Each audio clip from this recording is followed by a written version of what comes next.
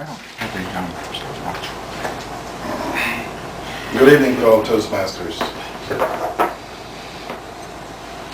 I decided to title my speech, a very obvious one, The Icebreaker. Though being that it's the first speech, certainly it has the potential, or in preparation of it, to generate an avalanche of emotions. I decided to be a bit unorthodox and also to give it a subtitle. Actually, two subtitles.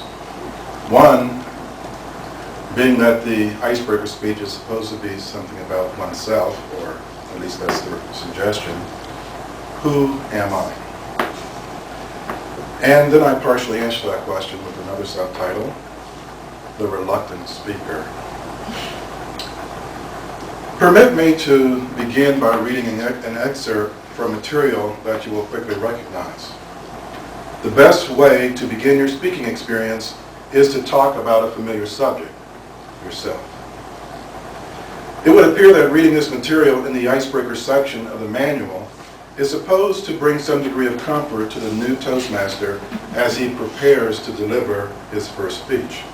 However, for me, it doesn't.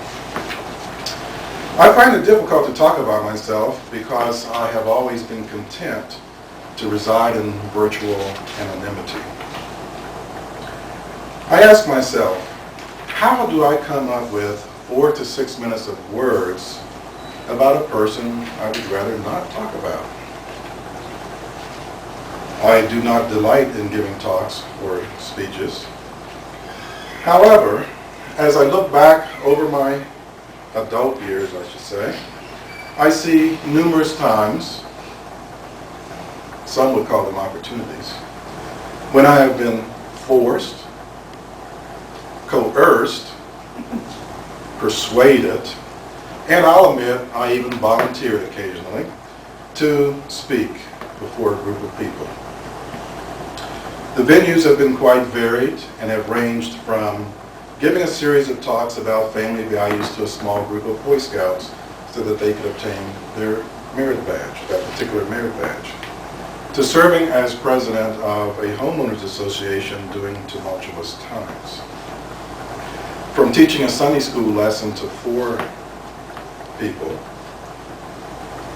to delivering a sermon for 44. From chairing a small departmental committee to serving as president of a state organization. From giving a lecture to 3 resident physicians to speaking to 40 urologists at a regional multi-state meeting, or a half-a-day workshop to 100 psychiatrists at a national meeting.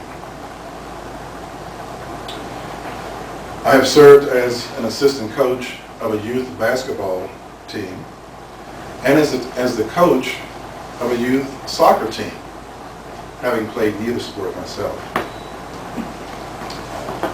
My wife and I participate in various charitable events, and at times we find ourselves talking to others in an effort to get them involved in one way or another. And oftentimes that's not an easy task.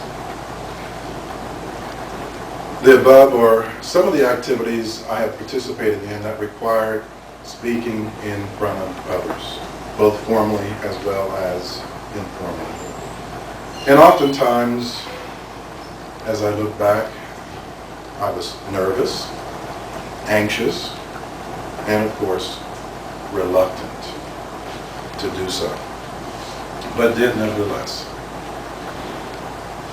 Tinkering with things, simple household repairs, gardening, yard work, these are some of the things that I enjoy doing. The time often does not permit me the satisfaction of such activities. And I'll admit, sometimes lack of knowledge is a hindrance as well. Busy as I am, I decided to join Toastmasters in order to become better at speaking. I look forward to continued participation in this organization, for it will expose me to the knowledge that I seek to improve not only as a speaker, but as I have gleaned in many other ways as well.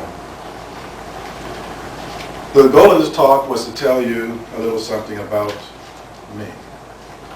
And some may say, well, that's all he really did was to tell a little something, but then he should have said more. As fellow Toastmasters, I would imagine that each of you have already looked between the lines and have developed a perception or formed an opinion as to who or what I am, which I admit is all that I really intended, since I do not enjoy talking about myself. And so I end with the question, who do you say that I am? Thank you.